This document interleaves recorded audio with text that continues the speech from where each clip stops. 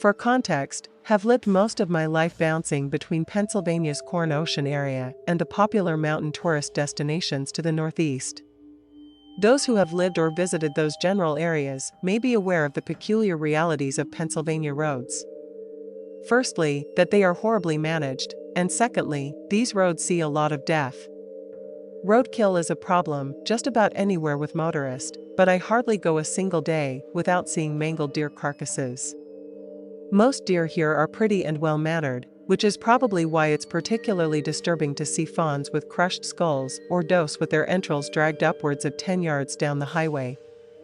However, wildlife gore isn't the specific sort of death I was obsessed with growing up. My thing was looking out the window and finding crosses, markers left for those killed on or near the road. Typically from car accidents. There's one not far from me that has the word Jessica written in a bubble font on magenta painted wood.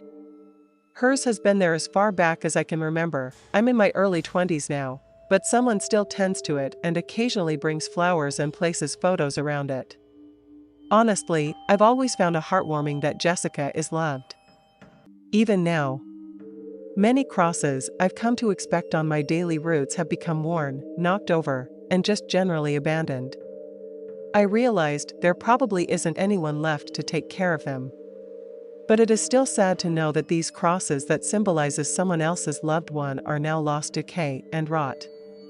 Disheartening as that is, at least I can mentally distance myself from it. If you pushed it far away, it's easy to pretend that death is not part of living. Although I was rather abruptly forced to acknowledge it a few times in my childhood. Once on a dark summer night, a family friend was driving me back to my mom's following a long road trip we had taken. It's about a 2-hour ride to being an annoying 12-year-old didn't even try to sleep, which meant I was looking at the window watching the tree line along the highway. We soon came upon a blocked lane and the flashing lights of an ambulance and police. I watched sort of shocked as a person that had a sheath drawn over them was hauled into the back of an ambulance. The adult driving quickly assured me that the man was going to be just fine. And that not was the end of the discussion.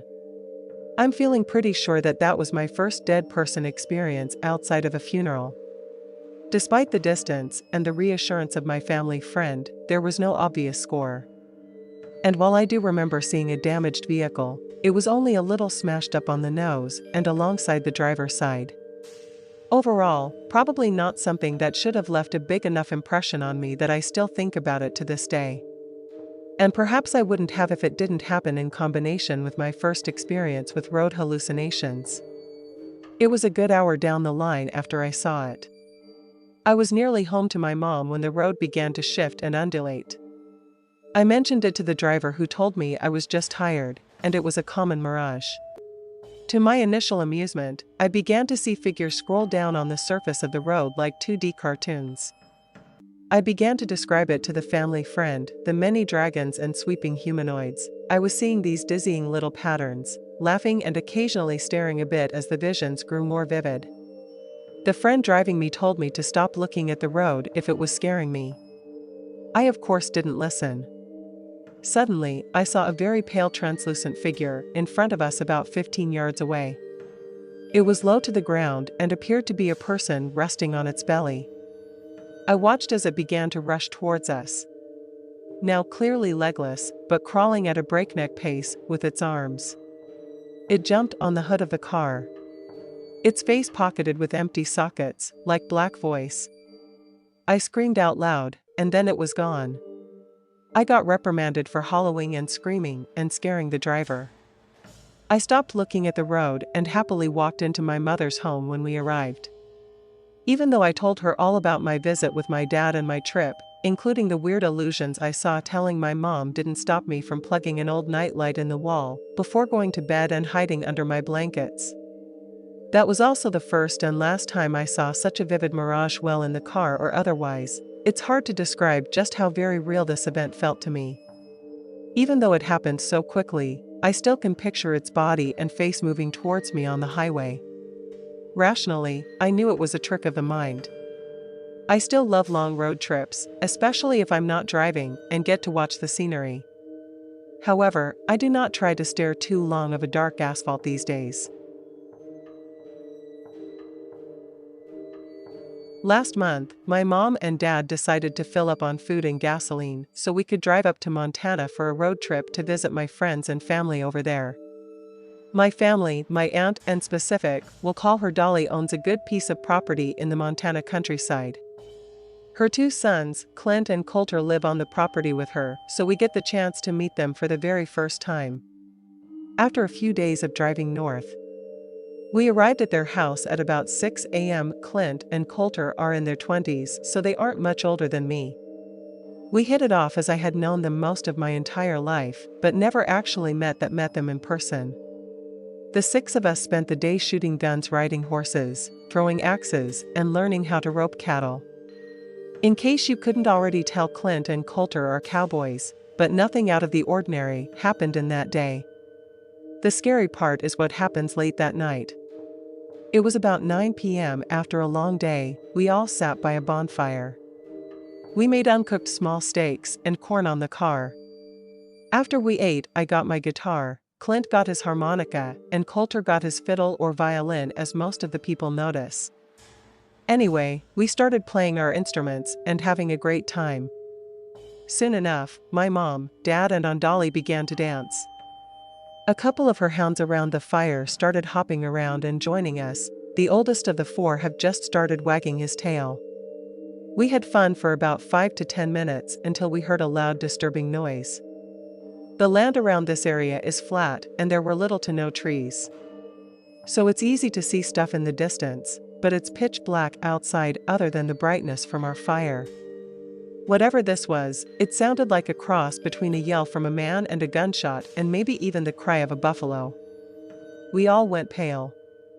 But Clint was the first to get up to draw his revolver from his side and aim in the direction we heard the yell come from. "Run to the house and grab the rifles," Clint told me in a deep voice.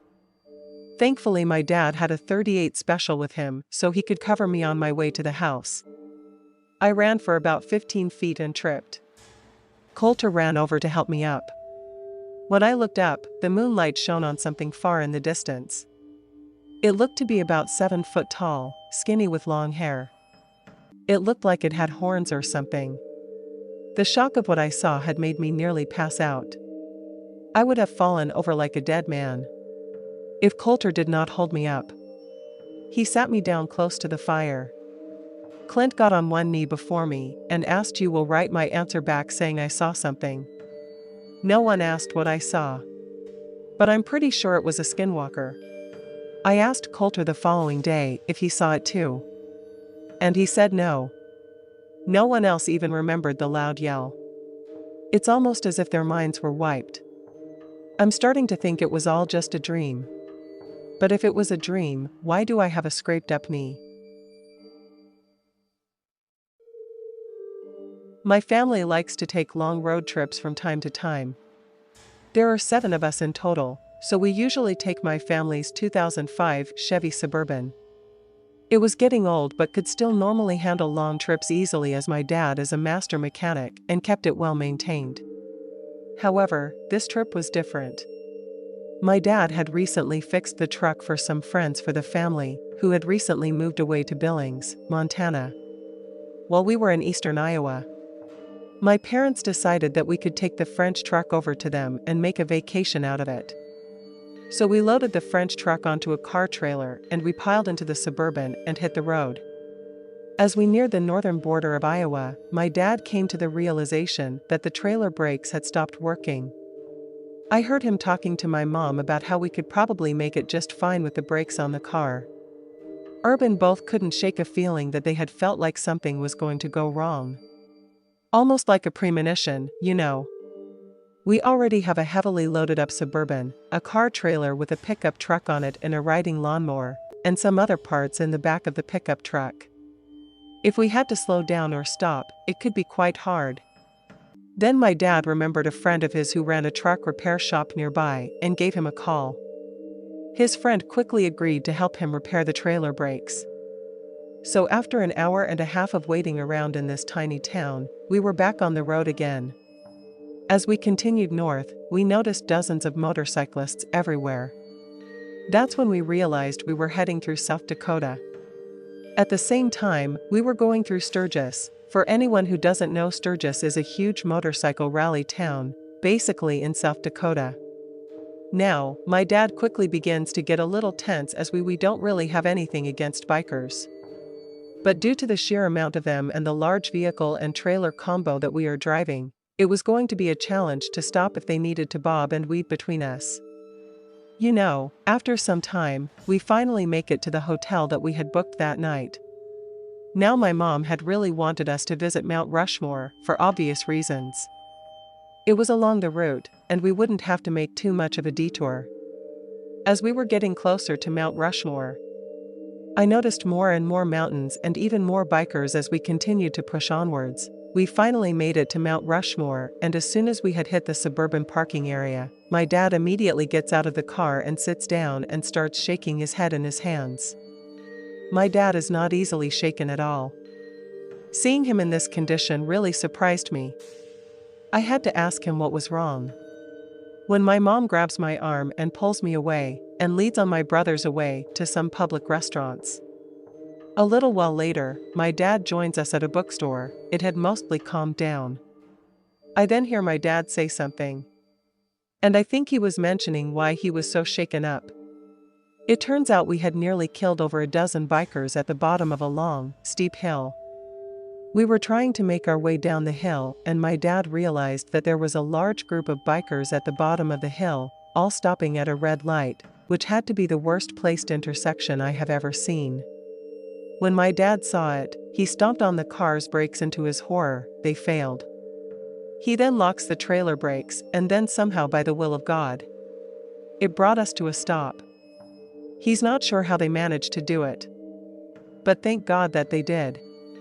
He knew for certain that if we had not fixed the trailer brakes, we would have certainly crushed all those bikers, and they would have had no idea that they were going to meet their fate that day. This story happened to my dad and his wife. He was driving in the middle of nowhere in Utah. Believe he and his wife wanted to make a stop at a gas station to get some snacks, use the bathroom, etc. When he goes to the gas station, he thought police car parked out in the lot. When they walked into the gas station, he saw a man at the register. My dad saw that the man was listening to a police radio.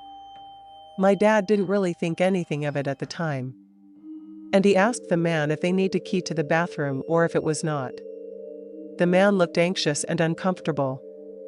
The man told my dad that he didn't think that he needed one. So my dad walked to the bathroom. Right before he went in, he saw a doorway with a curtain in front of it next to the bathroom door. My dad looked at the end of the curtain and saw that there was what he thought to be men's feet and what he believes to be police officers' shoes. My dad tried to stay calm. So he walked into the bathroom and just stood there contemplating what to do. He got himself to calm down. Then he walked out calmly of the bathroom and went to his wife and calmly said, "Hey, babe, let's go home. I'm pretty tired." My dad just wanted to make sure this guy couldn't do something to them. If something ended up happening, she looked confused, but then understood what he was trying to do. So they paid for the gas and left. What my dad thinks happened is that guy killed the police officer and took his police radio to make sure no one was trying to contact the police. But while he was hiding the body, my dad and his wife drove into the lot. So he pretends to be the cashier. I asked my dad why he never called the police. And he said that if he did, the guy at the gas station would hear the dispatcher and he would go after my dad. They were on a road trip and had a huge trailer, and that guy could easily catch them, I guess. I don't know. That's the logic he had at the time. A little background on me. I'm a 19-year-old male, and I was traveling with my girlfriend. We were on a road trip to visit my grandparents who lived a couple of states away. They said we could stay at their place for a few weeks over the summer. And it seemed like a no-brainer because they lived on the beach. The path to getting there, though, was long and it was a painful drive. My girlfriend and I disliked driving, but we figured that we could take turns and it wouldn't be so miserable. I think the total time on the road was roughly about 10 hours or so. We were about 5 hours into the drive when we decided to stop at a rest stop. I'm not going to lie to you. We stopped quite a bit. I'm a little compulsive with drinking water because I like to stay hydrated. As you might imagine, there are some consequences of being dehydrated. It did irritate my girlfriend to an extent, but not very much. I think she secretly liked that we were stopping for my sake, not hers, because she always seemed to buy something every time we stopped. This one rest area was not horrible or anything like that. It wasn't in a bad area that I could tell. It seemed like a very typical safe rest stop. But this is where one of the most horrifying experiences of my life took place, at least the first part of it. This has simply been one of the many times when I pulled off of the road to go pee. When I saw that there was also a McDonald's near this one rest area, I decided to wait until we got there. I normally don't eat McDonald's, but I let myself do it on special occasions like road trips. It makes the drive go by a little better, even if it makes my stomach feel like garbage. So I went to the bathroom and she bought some more cigarettes. We had already made our way to the McDonald's when we had our first appearance with this creepy guy. We did talk to him a little bit. Let's call him Joe, who was the strangest looking man I've ever laid my eyes on. He looked like he didn't come from this country or anything like that. And not on a racial basis or anything. He just looked like he had a completely different lifestyle. As if he lived off the land and had never used electricity a day in his life. His beard went all the way down to his stomach. And if you looked at it for long enough, you could see food particles in there. And some of them not even from a meal that he had eaten today, probably from days before. So that should give you a good idea of his level of cleanliness. The rest of his outfit followed suit, a dark pair of jeans that looked like they hadn't been washed in a decade, and a large leather jacket that looks like the oldest thing I've ever seen in my life. I'm sure it wasn't that old, but it had a timely appearance due to it being in such poor condition. Anyway, we spoke to Joe because he awkwardly sat next to us at McDonald's. I thought this was extremely strange, and it weirded me out. I am an introvert by nature. Talking to people is extremely taxing. My girlfriend is an extrovert and always attracted people that were interested in the conversation. I just found it strange because I never had someone randomly sit at the same table as me. Like this was kind of very out of my comfort zone. I figured that it was because of my girlfriend attracting talkers. But looking back, it was probably because we appeared to be easy targets. Joe sat down next to my girlfriend and started asking us what we were doing and where we were going. My girlfriend, being the optimistic and unsuspecting person that she is, gave him the entire story that we were basically 5 hours away from anyone that we knew in any given direction. I tried to give her a look that she needed to shut up. But she didn't get the hint. We had already ordered our food and were sitting down and eating. He didn't order anything. He just invited himself to our table and talked to us for the entire time. At first, he was rather polite, but had a thick accent that didn't seem like it belonged anywhere that I knew of. I couldn't tell you where the accent came from, because I've never heard anything like in my entire life. And this is coming from someone who knows plenty of people from the North Midwest, the South Australia, and anywhere else in the world. This accident just didn't seem like it came from Earth. After a painful experience of trying to get away from Joe, we got back in our car and started on the journey again. As we got to our car, I also noticed that Joe had gotten into his car as well. As we had pulled out, Joe was a good distance away from us. I thought this was extremely strange. And the warning signs in my head went from flashing to high alert. I knew that we were in danger. I was driving and I tried putting the pedal to the metal the next half hour. So I probably gotten faster than I ever have in my entire life. I was normally a safe driver. But this guy was really freaking me out. I tried telling my girlfriend that this guy was telling us, but she genuinely didn't believe me. She thought I was just being paranoid. But what are the odds of seeing this guy at the gas station, and then him being behind us for 30 minutes after we get on the road? She told me to pull over at the next rest stop and we would know for sure if he was trying to do us harm. Stupidly, that's exactly what I did. And my worst suspicion came true. He pulls off at the same rest stop and parked right next to us. My adrenaline was rushing as I got ready to fight this guy. I didn't know what else to do. I told my girlfriend to call the police, and then I got out of the car. He was easily a foot taller than me, but he was a little older and probably not in the best shape. I could probably take them if I had to. I also had the benefit of being an athlete at my college. I did all the intramural sports stuff like that. So I was in decent shape, but done if that mattered. When Joe pulled out a knife, there was an immediate understanding between the two of us at that moment, the understanding that he was out to do his harm, and I was going to have to fight him. I waited for him to approach. About 30 seconds went by, and he started walking in my direction. My heart was pounding. I started screaming every insult that I could. I called him a degenerate and an old man who has been way over his head, that I was going to whip his ass. It didn't scare him, though. When he got within 15 feet of me, I thought it would be a good idea to tackle him. I was going to try to take him by surprise, but I didn't. I tried getting him off of his feet and onto the floor. But when I tackled him, he plunged his knife right into my back. That was the only good hit he got on me, though. I managed to get him on the floor. And after that, I started kicking his head ferociously. I didn't know how I managed to do it. But he was on the ground, seemingly unconscious, and I was just standing there. I could feel the blood flowing down my back, and I got into the backseat of my car and yelled at my girlfriend to drive me to the nearest hospital. I was questioned a few days later at the hospital, but I don't think anything really happened of it. I guess the police showed up after we had left and found Joe still there unconscious. He was in a coma. And the police didn't know what to think. Once they got mine and my girlfriend's version of the story, they seemed to believe it. And I think the gas station cameras corroborated that.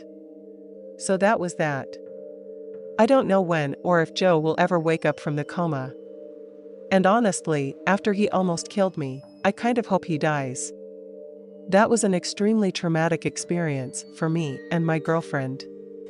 The good news about this situation is that I can tell people that I put someone in a coma once, and if they don't listen to me, they're next. My husband and I went on a 10-day road trip where we went tent camping through 8 national parks. We didn't necessarily have an encounter, but I wanted to share the story anyway. We were driving from Mesa Verde Bay in Colorado to the Petrified Forest in Arizona. It was a 3 or 4 hour drive. We got a late start after eating dinner. I always start out as the first driver. Then when I get sleepy, as I typically do, he drives the rest of the way. My goal was to get to Gallup, New Mexico to grab gas and switch seats. I jumped in the driver's seat after a long day of hiking and down the winding highway road. We went as it got darker and darker outside. This road had too many curves to be considered a highway in my opinion. Then, every few miles there was a sign to slow down due to road fatalities. Then there are sharp turn-offs leading to different housing areas. This wasn't a road I would have volunteered to drive down in the dark, but here I am. Carefully, I drive down this road in the dark, white-knuckling the steering wheel, prepared for any number of creatures to run out in front of me. Since there were very few houses or other buildings along the roadside, I kept hearing dogs barking and growling. Even though I didn't think the houses were close enough for me to even be able to hear a dog growl. Even though there was no one else on this road, I felt like I was being watched or something ominous. The curves turned into a straight road. My husband usually sleeps while I drive, but I kept him awake because something just felt odd and very off. A few hours in, I was getting extremely sleepy. My husband offered to drive. I would just have to pull over on the side of the road. I told him it was okay and nervously joked that if we stopped, the car probably wouldn't come back on. Or we would end up getting the door knocked down by some black-eyed children. He stayed up and we chatted about how eerie this road felt. 30 minutes later, we saw lights in the town of Gallup, New Mexico. I pulled into McDonald's, and we got out to stretch and switch seats. That's when we noticed the highway signage. The top marker reads Highway 491, the bottom marker reads formerly Highway 666 after getting gas and getting on the interstate again. I started Googling Highway 666. So many stories popped up: hellhounds disappearing hitchhikers, ghost trucks that run you off the road, UFO sightings, time loss orbs, you name it. It's probably their Route 666 has an unusually high number of road casualties. Well, it did anyway. Now that it's been renamed, the death toll per year doesn't seem to be as high. The Navajo land skirts the road, and they performed a blessing on it, believing it to be evil. The Native American locals warned travelers about shapeshifters and evil medicine man. Mind you, we didn't know any of this beforehand. We didn't psych ourselves out before driving down the Devil's Highway. We thought it was a normal road at the time, albeit a bit dangerous. While we didn't have any sightings of anything strange. I'll never forget the feelings of dread and alertness to my surroundings. I shudder to think what could have happened if we had decided to stop on the side of the road to switch seats.